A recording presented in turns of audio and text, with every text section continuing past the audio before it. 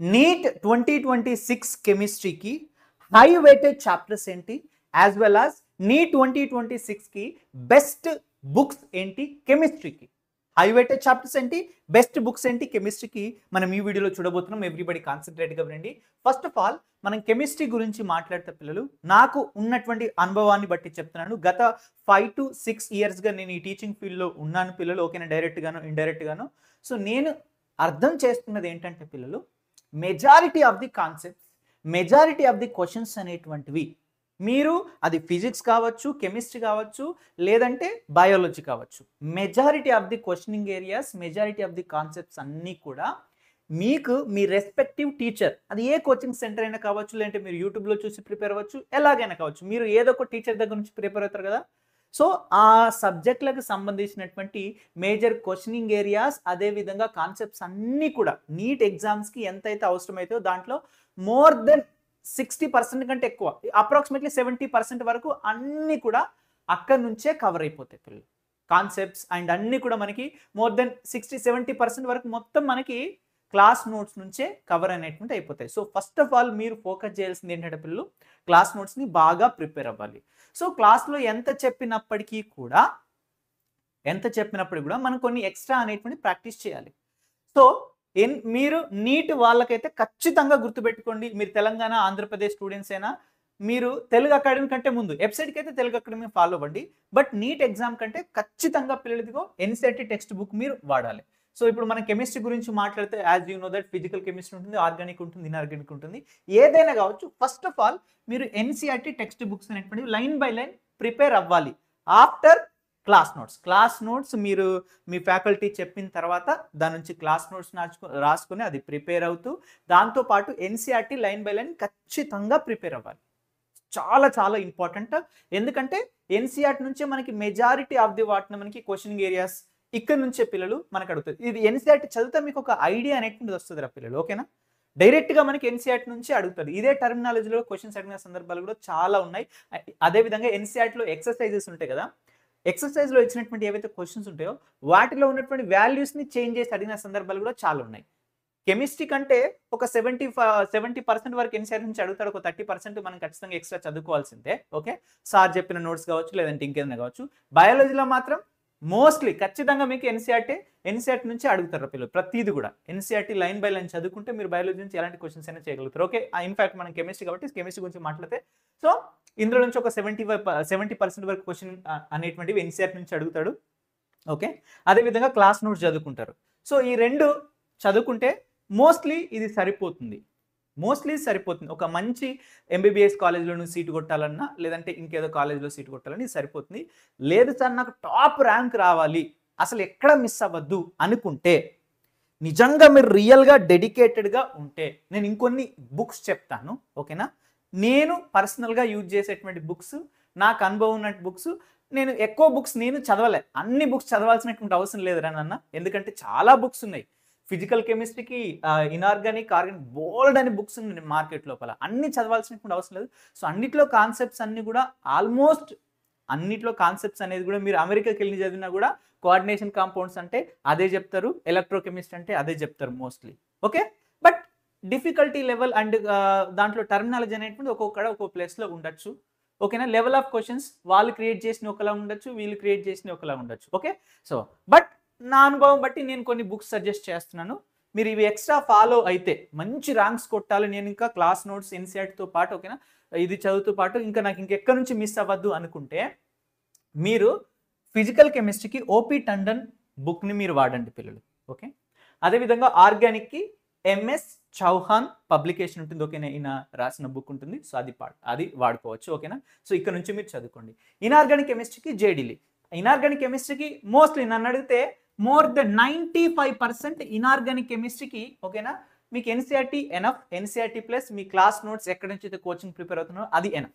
ఓకేనా, బుక్స్ అని దాని గురించి ఎక్స్ట్రాగా మీరు టైం స్పెండ్ చేసి బుర్ర బద్దలు కొట్టుకోవాల్సిన అవసరం లేదు. నేను క్లాస్ notts అండ్ ఇది మాత్రమే ప్రిపేర్ అవుతున్నా సరిపోతుంది అనే టెన్షన్లో ఉన్నప్పుడు సరిపోతుంది. ఓకే, లేదు సార్ నాకు ఇంకొక 5% ఇంకో 10% ఒక 5-10% అటు ఉంటుంది. మోస్ట్లీ 90 to 95% మొత్తం మనకి ఎన్సీఆర్టీ నుంచి అడుగుతారు పిల్లలు. అదే లేదంటే మనకి క్లాస్ నోట్స్ ఫాలో అయితే సరిపోతుంది. మనకి ఇనార్గానిక్ మొత్తం కవర్ అయిపోతుంది. లేదు నాకు 5-10% కూడా నేను మిస్ చేయొద్దు అని అనుకుంటే జేడీలీ ఫాలో అవ్వండి. చాలా చాలా బాగుంటుంది పిల్లలు. ఇనార్గానిక్ కెమిస్ట్రీ బెస్ట్ బుక్ అంటే నాకు తెలిసి మనకి జేడీలీ. ఇవి నా అనుభవం ప్రకారం నేను షేర్ చేశాను. ఇంకో ఫ్యాకల్టీ ఇంకో బుక్ షేర్ చేయొచ్చు, ఇంకో ఫ్యాకల్టీ ఇంకో బుక్ షేర్ చేయొచ్చు. సో వాళ్ళు చదివిన బుక్స్ వాళ్ళ అనుభవాన్ని బట్టి వాళ్ళు షేర్ చేస్తారు. ఓకేనా? బట్ అన్నిటికన్నా ఇంపార్టెంట్ ఏంటంటే మీ క్లాస్ నోట్స్. ఓకేనా? దాంట్ నుంచి ఇంకా నువ్వు ప్రిపేర్ చేసుకున్న రన్నింగ్ నోట్స్, దాంతో పాటు ఎన్సీఆర్టీవి చాలా ఇంపార్టెంట్. ఓకే? దాని తర్వాత నేను చెప్పిన కదా ఇవి ఫాలో అయితే అది up to your wish. Next పిల్లలు ఇవేంటంటే పిల్లలు కంటెంట్ కోసం నేను చెప్పాను. ఓకేనా? కంటెంట్ కోసం ఎన్సీఆర్టీలోనైనా మీరు కంటెంటే. ఓకేనా? సబ్జెక్ట్ చదువుతారు. ఓకేనా? క్లాస్ నోట్స్లోనే సబ్జెక్ట్. అదేవిధంగా ఈ బుక్స్ కూడా ఏంటి పిల్లలు, నేను ఇవన్నీ ఓన్లీ మల్టిపుల్ చాయిస్ క్వశ్చన్స్ వాటికి అడగలేదు. ఓకే, వాటికి చెప్పలేదు. ఇవన్నీ ఏంటి పిల్లలు కంటెంట్ ఉంటుంది వీటిలో ఎక్కువ పార్ట్. ఓకేనా? అఫ్ కోర్స్ కొన్ని ప్రాక్టీస్ క్వశ్చన్స్ కూడా ఉంటాయి. సో ఇకపోతే మీరు చదువుకున్న తర్వాత ఖచ్చితంగా క్వశ్చన్స్ అనేటువంటి ప్రాక్టీస్ చేయాలి. క్వశ్చన్స్ ప్రాక్టీస్ చేయడానికి ఓకేనా, సో మన వేదాంతు వాళ్ళు చాలా ఉన్నాయి, పబ్లికేషన్స్ ఎన్నో ఉన్నాయి. బట్ ఇదిగో మన వేదాంతు వాళ్ళు తత్వ బుక్స్ ప్రొవైడ్ చేస్తున్నారు అన్న. ఓకేనా? ఇదేం ప్రమోషన్ కోసం చెప్పట్లేదు, నేను చెప్తున్నాను. ఓకేనా? మీకు ఇష్టమైతే ఫాలో అవ్వండి, లేదంటే లేదు. One of the best book నేను చూసినాను. చాలా మంచి మంచి లెవెల్ 1, లెవెల్ 2, లెవెల్ 3 చాలా లెవెల్స్లో క్వశ్చన్స్ అనేటువంటివి మనకు ఉంటాయి. ఫస్ట్ లెవెల్ 1 క్వశ్చన్స్, కొంచెం ఈజీ లెవెల్ క్వశ్చన్స్ చేసి దాని తర్వాత కొంచెం హార్డ్ లెవెల్, దాని తర్వాత ఇంకొంచెం హార్డ్ లెవెల్ క్వశ్చన్స్. మీరు 3 లెవెల్స్ వరకు వెళ్ళినంటే యూల్ జమ్ అయిపోతారు అప్పటికి. అండ్ ఒక బుక్ని చదవడానికి మీకు టైం సరిపోదు. ఈవెన్ మీరు 2 ఇయర్స్ లాంగ్ టైం తీసుకున్నా కూడా, 2 సంవత్సరాలు ఇంటర్ ఫస్ట్ నుంచి ప్రిపేర్ అయినా కూడా ఈ క్వశ్చన్స్ చేయడానికి మీకు టైం అనేటువంటి సరిపోదు. అన్నీ ఉంటాయి క్వశ్చన్స్. ఓకే, సో మీరు 4-5 బుక్స్ చదువుతాను అనేది మైండ్లోకి వెళ్ళి అస్సలు మొత్తం అది మైండ్లోకి వెళ్ళి తీసేసేయండి. ఎందుకంటే టైం ఉండదు నీకు. బోల్డ్ అన్ని క్వశ్చన్స్ ఉంటాయి. వాటిని ప్రాక్టీస్ చేయాలంటే ఒక్కొక్క క్వశ్చన్కి చాలా టైం అనేటువంటి పడుతుంది, అంత ఈజీగా రాదు. ఫస్ట్ కాన్సెప్ట్స్ అన్ని క్లియర్ చేసిన తర్వాత ఇదిగో ఈ క్వశ్చన్స్ని ప్రాక్టీస్ చేయండి. ఇవి నేను ఓన్లీ ప్రాక్టీస్ క్వశ్చన్స్ మాత్రమే చెప్పాను. ఓకే, దాంతోపాటు ఖచ్చితంగా ప్రీవియస్ ఇయర్ క్వశ్చన్స్ అనేటువంటివి ఖచ్చితంగా సాల్వ్ చేయాలి ప్రతి ఒక్కరు. ఓకే, ఈ ప్రాక్టీస్ క్వశ్చన్స్ అనేటువంటివి ఇవేరు. బట్ ప్రీవియస్ ఇయర్ క్వశ్చన్స్ చేస్తేనే మనకి ఎలాంటి క్వశ్చన్స్ అడుగుతారు, ఎలాంటి టైప్స్ ఆఫ్ క్వశ్చన్స్ నీట్లో అడుగుతున్నాడో మనకి తెలుస్తుంది. సో మీరు ఫస్ట్ క్లాస్ నోట్స్, ఎన్సీఆర్టీ లేదంటే ఈ బుక్స్ చదివిన తర్వాత మళ్ళీ ప్రాక్టీస్ క్వశ్చన్ చేసిన తర్వాత లాస్ట్కి ప్రీవియస్ ఇయర్ క్వశ్చన్స్లోకి వెళ్ళండి. ఫస్టే ప్రీవియస్ ఇయర్ క్వశ్చన్స్లోకి వెళ్ళకండి. ఓకేనా? అది కొంచెం కన్ఫ్యూజన్స్ని క్రియేట్ చేస్తుంది, మీ మీద మీకే డౌట్స్ని క్రియేట్ చేస్తుంది. సో అందుకని ఇవన్నీ చేసిన తర్వాత ఇక్కడికి వెళ్ళండి. అప్పుడు మీకు ఏమర్థమైందంటే నేను ఇంత చదివాను, దీంట్లో ఇంపార్టెంట్ ఏంటిది, ఎలా క్వశ్చన్స్ అడుగుతాడు అనేది అప్పుడు మీకు అర్థమవుతుంది లాస్ట్కి. ఓకేనా?